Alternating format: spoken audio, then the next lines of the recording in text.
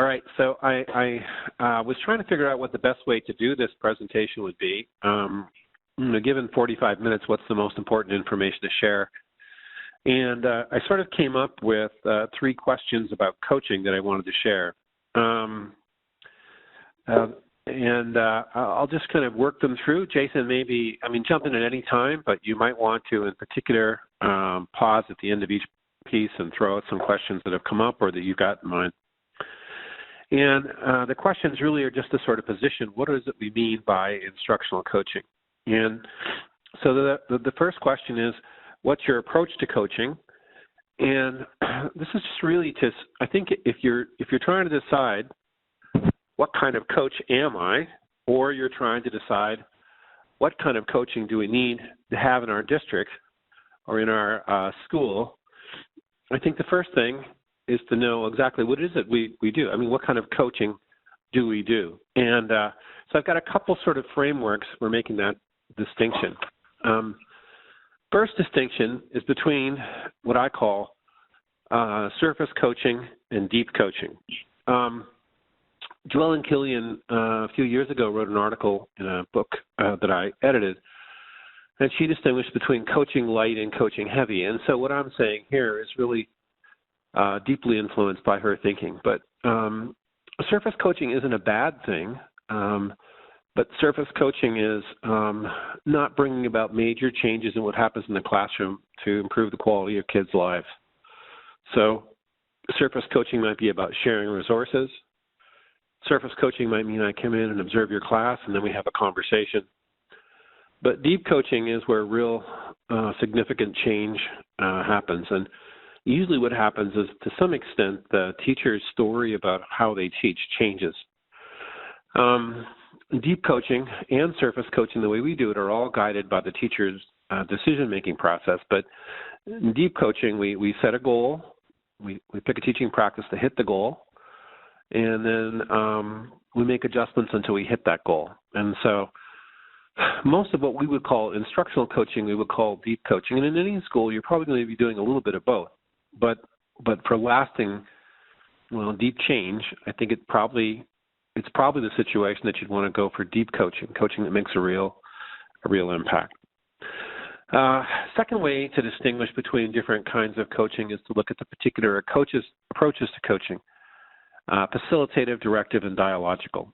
And so I'd like to distinguish between these 3 and then sort of talk about it a bit, if you like, as we work it through. I think this is really kind of important. In order to understand instructional coaching, I think we have to understand the traditional ways in which coaching has been understood. Probably the most common type of coaching we would see would be what's called facilitative coaching. And facilitative coaching, the coach is very hesitant to share their own expertise. I got into a Twitter conversation with a wonderful guy, Chris Monroe, that I'm sure some people listening know, and we were trying to describe what would that look like. Is it that the coach holds back their expertise? And the way I put it is that the coach withholds expertise because they want the person they're working with to make their own decisions, and because they work from the assumption that the teacher already knows what they need to do. They've already got enough knowledge. What the coach is doing is just help them access that knowledge. There isn't a whole lot more for them to learn. They kind of know what they have to do.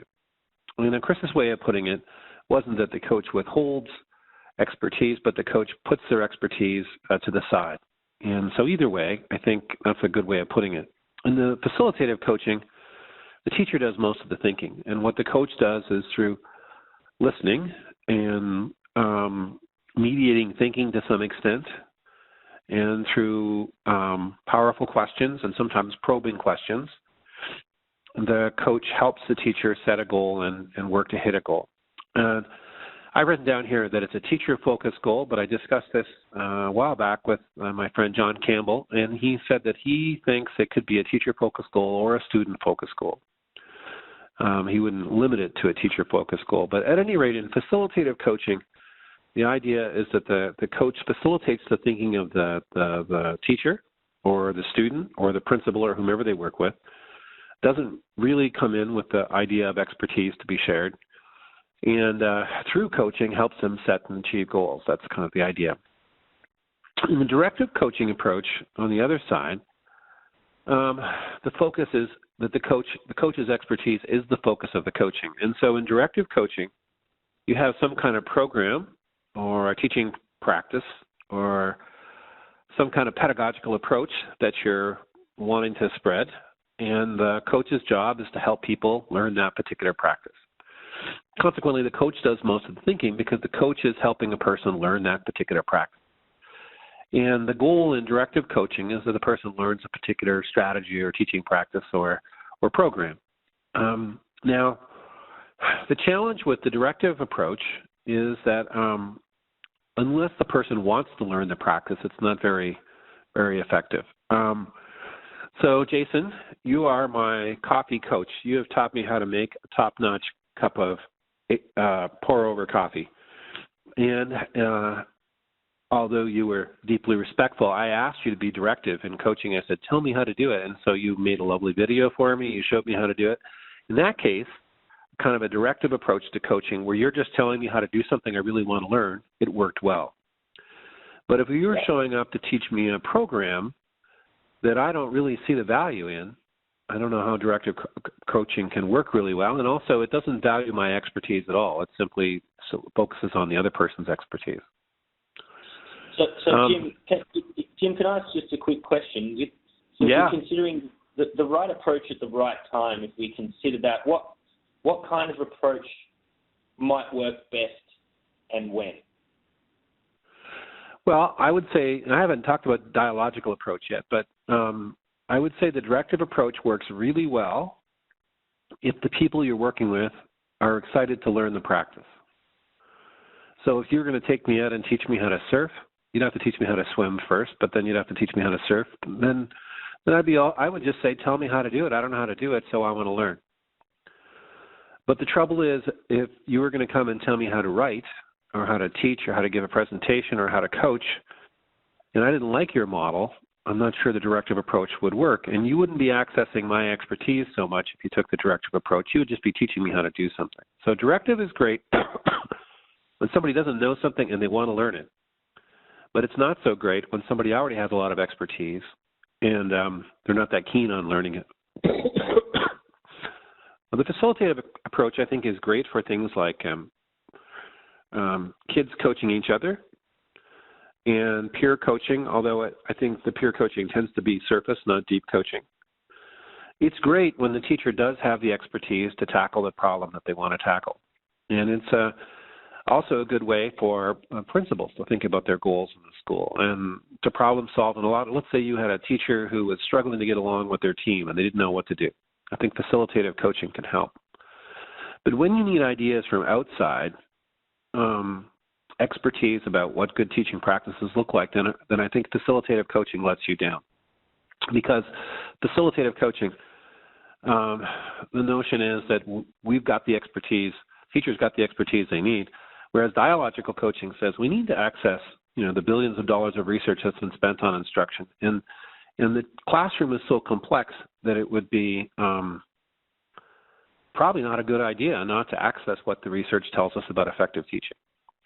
So the dialogical approach is where we say proven practices about teaching can help teachers hit their goals, but it's not directive. It's driven by the teacher's decision-making. The teacher sets the goal, and everything the coach does is shares the ideas dialogically. The coach says, well, here's an idea. What do you think about this? And let me lay out some possible options, and let me describe it to you the way it is in the literature, but you may want to change it. And so it's dialogical. When you have the directive approach, the focus is on advocacy. I'm helping you learn something. When you have the facilitative approach, the approach is on inquiry. I'm asking questions to help you move it through. But the dialogical approach balances advocacy with inquiry. And so as a coach, I share ideas when appropriate. Sometimes it's not necessary. Sometimes I don't have to move into the dialogical approach. But as a dialogical approach, I need to have a repertoire of proven practices that I know really well to help the person do it. You can't just pick this up off a TED Talk or find it on a little website. To learn proven practices, you have to have a deep level of expertise. And that's the dialogical approach. And for me, if your focus is I want to improve the way the class is going so students can learn, you would probably want to access all the ideas you could in order to do that, and that would be the dialogical approach. So with the dialogical approach, does that speak? I mean, it obviously speaks to that collaborative expertise and that collective efficacy piece. Can you talk maybe a little bit more about that? Well, I think what's important is that what we're striving for in the dialogical approach is not to be right, but to do what's right. And so that means we share ideas not to get our way and not to advise the teacher on what they should do, but we engage in dialogue, which is the back and forth flow of meaning. The etymology of the word dialogos is meaning flowing back and forth. And I think in collective efficacy, whether we're talking about it in a coaching conversation or across the school, I don't know that that's possible without something like dialogue, which is a sharing of information back and forth. If I'm just trying to get my point and push my point, it's not going to happen. And that sort of is kind of like the directive approach. And if I'm not sharing what I know, and I don't have a depth of knowledge to share, then that's not going to get the job done either, and that's kind of more like the facilitative approach. So the dialogical approach is I have a depth of knowledge, and we call it an instructional playbook, but we have some tools we can share, and we share it in a way that honors the expertise. And two of us or more thinking back and forth, sharing ideas. What about this? What about this? So we invent solutions together. We co-create. We co-construct. Two of us engaged in dialogue around proven practices, moving forward. I think one more thing about dialogue is, the old saying is when one teaches, two learn. The idea is it's a two-way conversation. It's not just me convincing the person of what to do. It's truly back and forth flow of information. So everything I learn as a dialogical coach is about how to share ideas dialogically rather than directively. And I do that because it's a professional, and that professional has a lot of good ideas to share, and that professional needs to be, they know their students better than me, so they should be taking care of, they should be making the decisions about their class, and they should be making choices. They shouldn't be told what to do. Chances are what they're told to do won't work anyway because every class is so different. So there's a lot packed into that. I don't know how clear I am, but that's what I'm thinking. Does that make sense, great. Jason? Yeah, perfect. I think touching on the idea of choice and voice in that dialogical approach is so important, and the element of respect. So, right. Thanks, Jim. So the thing is, then, what does the research say? So we just submitted this paper for review, peer review, and it was presented at the American Educational Research Association a few years ago. So it went through peer review there.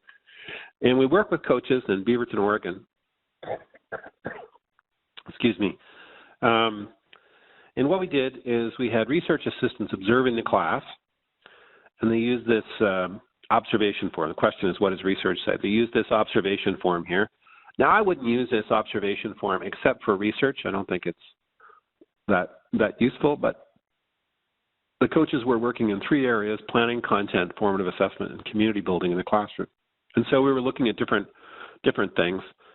And the observers didn't know when the person was coached and when they weren't coached. They were just gathering data, unaware of what was happening in the classroom. And so we used this form, and then we used this form to gather engagement information in the classroom at the 10-minute point, at the midway point, at the end of the course, or the end of the lesson.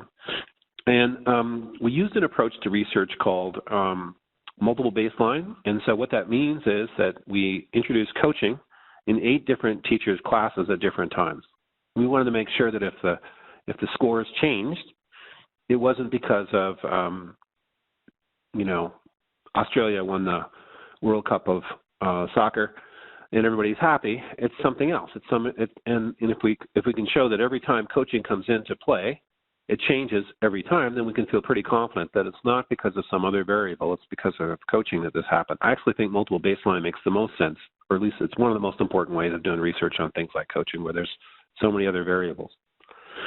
And so what we did is sometimes we had observations spread out throughout the semester, and sometimes we went in after maybe 4 or 5, as you can see on the bottom of the graph, or after 7 or 8 observations, or after 10 observations, or 12 and 14. The observers didn't know we were there, and we went in to see. And so I'll just show you all the different graphs for each teacher we work with. the graphs are drawn, the data on the form is drawn from this chart right here, planning, content, formative assessment, or community building. And teacher would set a goal in one of those three areas, and then we would compare the results before and after coaching. In this teacher, you can see there's a pretty significant result, and it pretty much happens with each teacher that as we introduce coaching, which is the darker blue, there's a real change in what the teachers do. And these observations are spread across a semester. And then we wanted to find out, was there a difference in engagement in the teacher's classroom before and after coaching? And we gathered data using that time on task form, and what we saw was the effect size was pretty large. Generally, when people talk about effect size, they'll say 0.20 is a small, 0.40 is a medium, 0.70 is a large effect size. John Hattie talks about the hinge factor as being a 0.40 effect size. In his opinion, anything below 0.40 isn't worth looking at. And in terms of the impact on on student engagement, we had an effect size of 1.02, which is really quite high. So that's one kind of research we've done. Another kind of research we do is what I call lean design research, which has really become our process of doing research. And go ahead.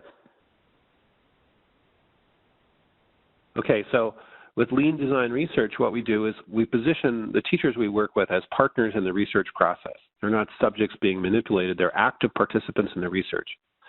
And so what we do is we implement, in our case, it says a process or a product, but we implemented instructional coaching. And then we measure progress and identify friction points in the implementation. And then we invent improvements. And then we implement those improvements, and then we implement the process or product one more time. So, for example, when we were using this cycle, and we went through 11 iterations in the development of the coaching cycle we use now, and it's going to be described in a book called The Impact Cycle.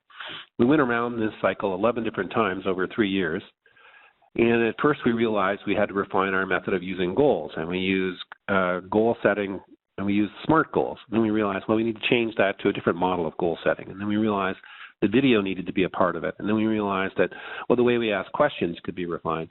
And so as we went through the process, we refined our goal setting, we refined our way of doing questions, we refined the way in which we use video as a part of the coaching process. We structured different elements of the cycle.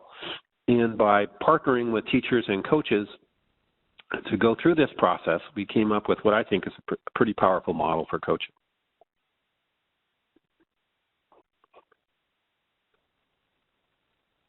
All right. I'm moving on to, the third question. Jason, do you have any questions for me? Jim, right. we're just working with a number of questions that we've received through the attendees. So we're just compiling all of those questions at the moment. But I guess one of the questions that's come through is that changing culture requires investment in the people. Are there any thoughts on creating a more dialogical culture within schools?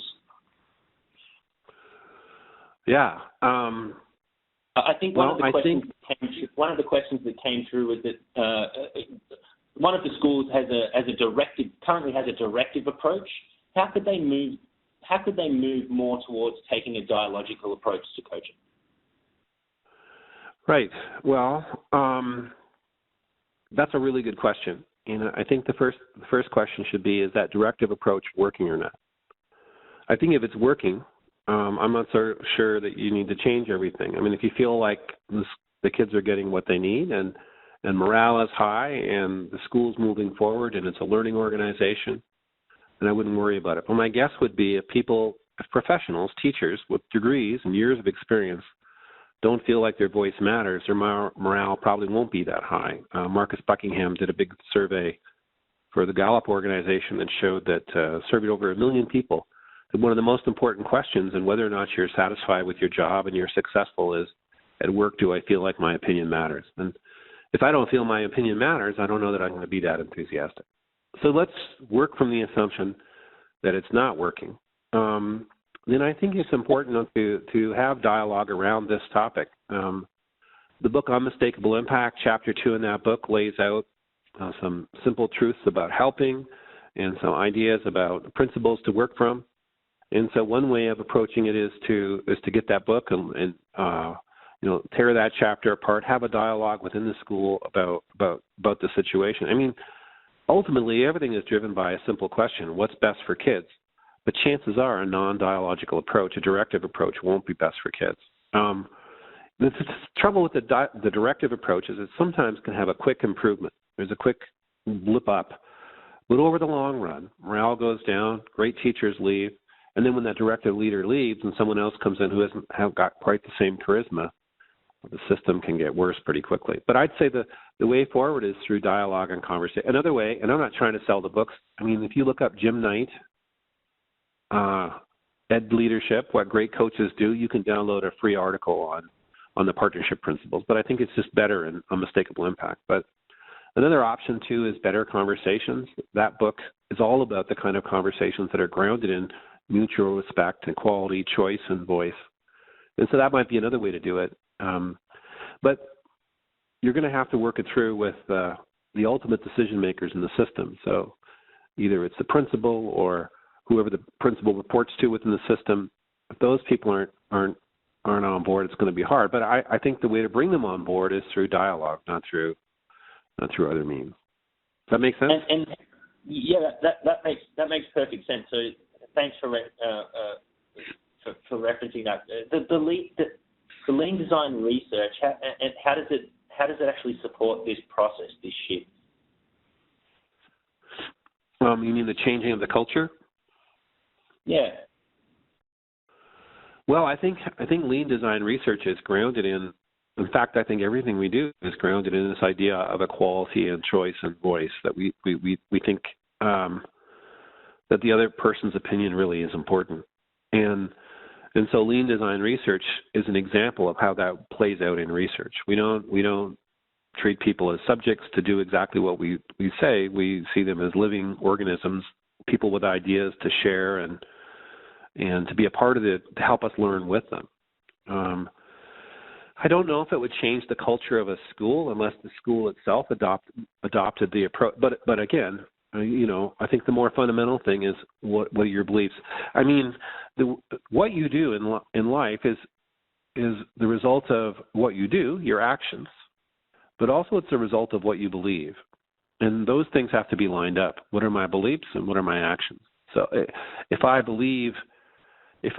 say I believe people should have a voice, but I don't give them a voice, then I'm not living with integrity. And so there has to be a kind of a conversation, a dialogue where clarity of our beliefs first and then reflecting on our actions comes into play. And I think that kind of activity is that's one way of moving the culture forward. The trouble is we don't have a lot of time, but excuse me.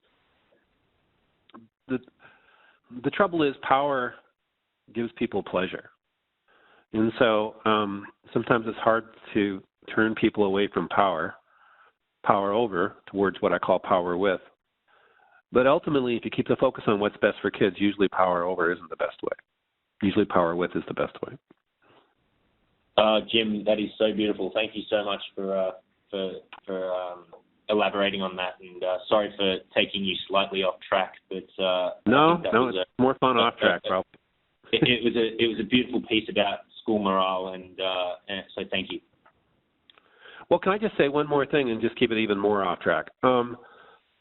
I think if you respect teachers and you give them a voice and you give them the tools, that they will blow you away with what they can do. But I think if you don't give teachers a voice and you come up with a plan and you expect it to be one size fits all, when in reality we know in education it's not one size fits all, it's one size fits one. But if you don't give them a voice and you take a top-down model, their morale will go down because they didn't sign on to be a teacher, to be a skilled laborer. They signed on to be professionals, and professionals think for a living. So, at any rate, I better get back on track.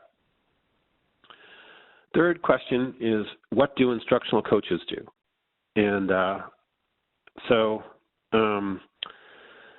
As a result of that lean design work, we came up with a model, and this is going to be in the new book called The Impact Cycle.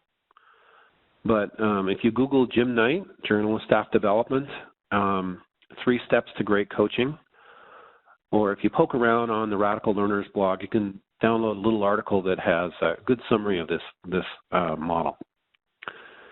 And the idea is we identify a goal, and then we learn a teaching strategy to help us hit the goal, and then we make adaptations through the improvement phase until we hit the goal. Sometimes we have to pick a different strategy, sometimes we change the way we teach it, and so forth.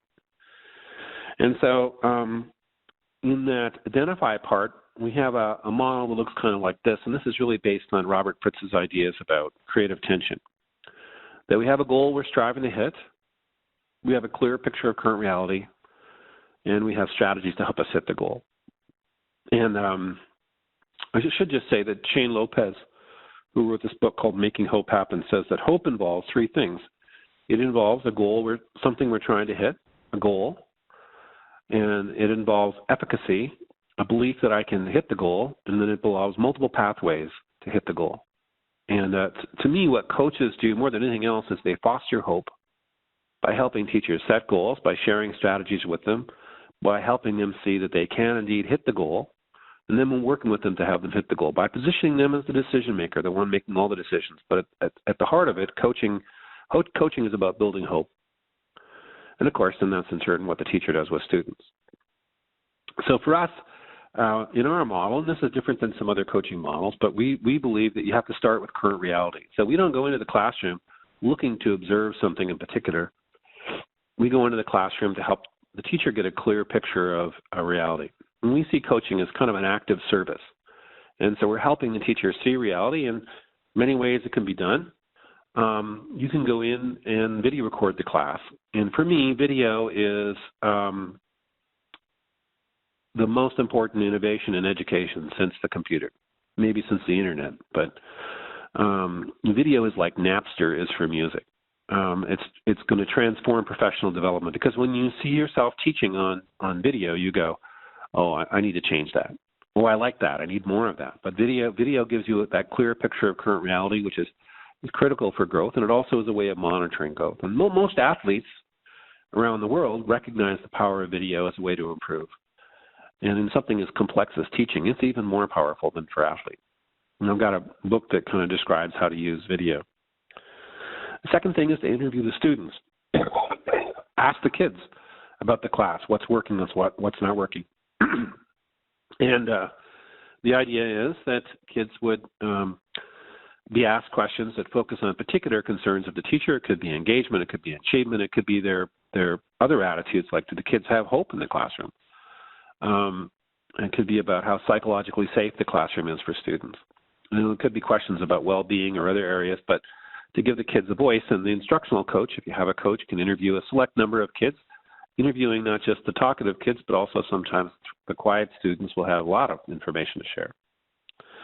Then you can look at student work, and let's say you're a literacy coach, you're working on writing, you could look at the kids' writing, or you could do some quick assessment of kids' reading or other kinds of work the kids are doing. You could use formative assessment tools like exit tickets, or you could observe the class and share the observation data with the teacher, but somehow you need a clear picture of reality. Now, we found the observation data to be the least effective and video to be the most effective. You could also go in and write down everything that happens in the class as best you can, but I'm not really good at that. And when I'm writing down, it's hard for me to observe, so I'm kind of doing 2 things at once, and it takes a lot of time, but I think video can provide the same kind of information. Once you've got a clear picture of current reality, then you need to have a goal. And like I said, we started out with SMART goals, but we found we had to modify that model to what we call PEERS goals. So we might change what we think a PEERS goal is, but it's got to spell PEERS. So I don't know how we're going to do that, but I'm sure we'll change it. We may change the acronym. But first off, it has to be a goal that's powerful, that's going to make a socially significant difference in kids' lives. You're adding 20 minutes of instructional time to the lesson every day. You're helping kids who couldn't write a paragraph write a well-written paragraph. You're helping kids' vocabulary explode. So a powerful goal is one that will make, as I said, a socially significant difference in kids' lives. They will be better for it. Second thing is a word that's sometimes people respond to negatively, but that it's an easy goal. And what I mean by an easy goal is that it's the quickest path to hit the goal. It's simple. Simple in the way that Steve Jobs said simplicity is the ultimate sophistication. The best goals are ones that are really powerful, and then we have a very clear pathway to hit the goal, and we pick the most important variables to adjust. So we pick the easiest way to the goal. A really messy, complicated goal that we have a hard time getting to, no matter how powerful it is often a goal we don't realize. So I'm not saying easy means we're not powerful. We want rigor. But we couldn't use rigor because Rear's goals isn't really as good as Peer's goals, so we went for P. And then emotionally compelling, which is to say the goal has to matter deeply to the teacher. If the teacher doesn't care about the goal, it's not going to happen. And so we want a goal that they're thinking when they wake up in the morning, what pops into their head? That's what we want the goal to be addressing. What are they thinking about as they drive home from school? And a reachable goal is one that we can measure. It has a finish line, and it has a strategy to help us get there. And we need both of those things to have a goal that fosters hope. We know where we're trying to get to. We're clear on what should happen if we hit our goal, and we have a strategy. And then lastly, we think it should be a student-focused goal, a goal that has this objective measure. Let's say I said my goal is I want to have more technology in the classroom. Well, I could use clickers a few times and say, there, I hit my goal, and I don't know if it really made any difference for kids or not. And I could have hit the goal. But a student-focused goal, we have to keep going until we make a difference in kids' lives. And so for us, a student-focused goal is a critical variable. Last thing is the peers' goals are usually either achievement goals or behavioral goals or attitudinal goals. So to take the attitude of hope, I might have an exit ticket once a week for kids, a little slip of paper they fill in at the end of class, maybe in a upper level class. I ask kids what their goal is for the week, what strategy they're using, how confident they are about hitting the goal, and how I, as a teacher, can help them hit the goal. And said you need strategies to help you get from current reality to the goal. And to help set a goal, over 2 years, we developed a list of questions. And the questions are on a scale of 1 to 10. How close is the lesson to your ideal? What would have to change to make it closer to a 10? What would you see your students doing differently? What would that look like? How could we measure that? Should that be your goal? If you reach the goal, would it really matter to you? And what teaching strategy would you like to try to achieve your goals? Now, we don't do that robotically. It's different every time with every teacher. But that's kind of the flow of the questions we've asked. And over a couple of years, we found that this leads us to picking a peers goal and have a strategy. Jim, what if you don't? What if they don't like a goal that a teacher picks? Well, I've worked with a lot of teachers, and the coach doesn't like the goal. Yeah. So if you assume the coach doesn't like the goal, it's the teacher's goal. And so first off, it's often been the case where I've watched a video of a lesson, and the teacher's watched the video, and then we've got together to talk about it. And I had in mind what I thought the teacher was going to pick, or what I thought she should pick. And then the teacher actually came up with a much better goal than I would have chosen. So when I sit down with the teacher, I'm helping them pick the goal that matters to them. Now, if I think a goal is really off base and I'm concerned about it, I might say in a dialogical way, well, one thing I'm wondering about is this. Can you think they can do cooperative learning if they haven't done the if they're not already engaged? Do you think we should work on engagement first? And I might throw out some options, but I say, now you know better than me. You know your kids. I'm just putting this out on the table, but this is a thing. So I don't think you sit there in a dialogical approach. You don't silence yourself, but at the same time, every statement you make positions the teacher as a decision maker. But having said all that, usually they pick a really important goal. Now, we give them tools to observe the class, so when they watch the video, and they're looking for certain things, but I've never actually had a teacher give me a goal that I thought was not a good goal. It might not have been my first choice, but it's going to be one of my top 2 or 3 choices, and that's what our coaches we work with in Beaverton and then later in Othello, Washington, found the same thing, that the teachers almost always pick a really important goal. There's only one time where I saw the class really different than the other person. And it was a weird conversation from the start. There was no relationship there, and it was for a TV program. And every other time, it's always worked out. But like I said, if I really feel the goals, I'm worried about the goal, I'm going to say, look, here's what I'm worried about, but it's your goal. So if you want to try it out, we'll try it. And plus, the process will take care of it. So as you move forward, you might, as time goes by, you'll have to make adjustments anyway. Right. Okay. Another idea here is the idea of, remember back here I've got strategies, and these questions that take us to a goal. Well, we believe it's important to have, the coach has an instructional playbook, which is a small number of teaching strategies the coach knows inside out.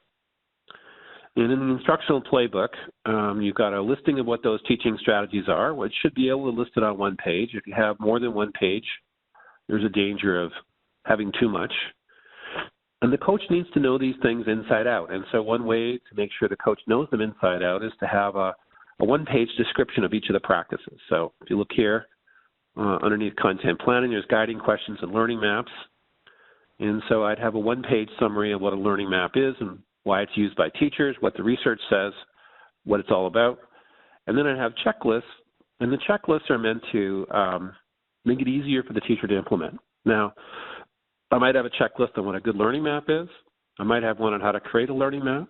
I might have one on how to introduce the learning map, and so forth. Now, it's not that the teacher uses these checklists the way I describe them. I just lay them out for the teacher, and he or she and I go through them, and I say, look, you know your kids better than me. If you want to change these, we can change them.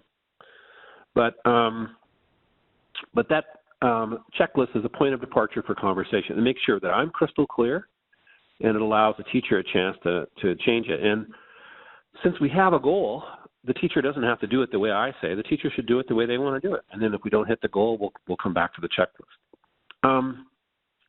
Then, in order to help the teacher learn the practice, usually I describe it precisely with a checklist like this one here for formative assessment. And I try to be precise with my explanations, but tentative. So I might say, first thing is that I have to make sure that all the kids respond to the assessment. Do you think that's important with your group of kids? And this is what a group response ritual is. Do you want to use them? And are there things you would change? And in most cases, the modifications teachers make improve the way in which we'd use it. Like a teacher I work with for the book said, I think we need to make sure that the kids try it out ahead of time before we do it to make sure they can do it. Then the teacher probably needs to see it. So I might go in the classroom and model the practice for the teacher when that's what the teacher wants. I don't teach the whole class. I just show that particular teaching practice, and she can see it or he can see it. We might co-teach if that's preference for the teacher. I might model it without the students in the classroom. I might co-teach, for example, when I don't know the content, but I know the cooperative learning structure.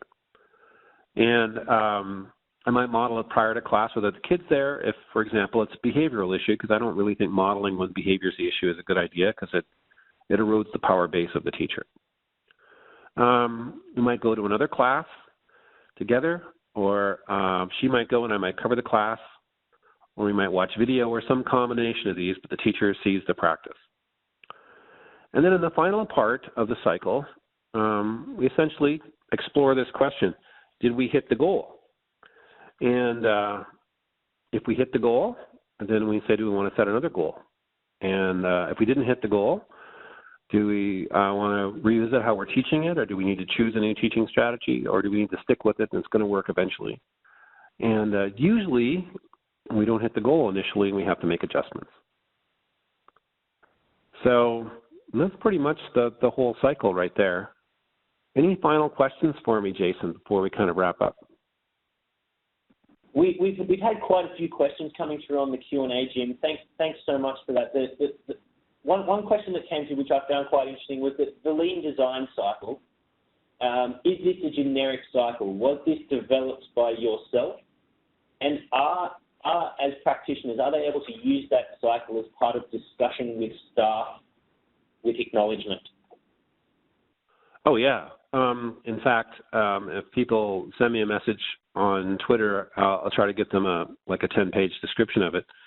the cycle itself is actually sort of a product of the process that it's describing, and it combines really two bodies of work, design thinking and design leadership, but also it's really influenced by a book called The Lean Startup, which talked about essentially how software is continuously improved. And so we kind of put the Lean Startup together with design thinking, and then we tested out the process. But yeah, we'd like people to use it. I mean, in fact, as far as we're concerned, if people can download anything, we want them to spread it and use it. That's great. If we can, so people, if they want to connect with you, they can do that on Twitter. They can email via to us also. They're very welcome to do that. So how do you encourage teachers to be reflective and determine powerful goals? Well, I think when people watch a video and they have a tool for assessing the video, and then you walk them through those identify questions, the reflection kind of happens. But I suppose there's going to be situations for any number of reasons why a person might not be that reflective. And I think in those cases, what a coach learns to do is to scaffold the process. So they might say, well, let me throw out some possible options here, and you tell me what you think about these. But really, the video is a powerful thing. When people see a video of the lesson, if you use that, I mean, the goal has to matter to the teacher. And so the video is usually what pushes them into or carries them into or touches them in a way that they say, oh, I want to do something about that. Maybe I want more of this, or I want less of that or something. So video is a powerful thing to get the ball rolling. And then once the ball rolling, you're just thinking back and forth. Thanks so much for Jim. Thank you so much for your time and for everyone's time that they've committed to joining us today. You talked a little bit about Shane Lopez's work earlier, and one of the things that's always stood out from him is about finding someone that you want to be like or you want to emulate, and you should find them and befriend them and spend time connecting with that person. And I think one of the things that I've reflected on is your practice and what you stand for as an educator, and the impact that you on kids' lives, and how that is at the forefront of everything that you do. So you are certainly that person for many. So thank you very, very much for taking that time, and you're certainly that to me. So, Jim, I know you're going to be in the country, in Australia, in across May and June. We've got some exciting initiatives with partners happening, seeing you up in the state of Queensland, in the state of Victoria. If people want more information about getting together with Jim and talking about his new book, The Impact Cycle, which we're expecting around quarter 3, quarter 4 of this year, if people want to get together and be involved in discussions and dialogue with Jim about practice and high-impact instruction, please get in touch with us. Get in touch with Jim. We warmly welcome any conversations. We've got dates happening in Queensland, Victoria, New South Wales for instructional coaching work together with Jim. We are so grateful for your time. And we will endeavour to get back to everyone's questions within the next 48 hours. The webinar recording will be available up on our website, au.corwin.com. Head to our webinars section in there where you'll be able to download that and keep in touch. Jim, is there anything in closing remarks that you would like to say to our guests? Well, I'm grateful for your comments, and I'm very grateful for our friendship. I'm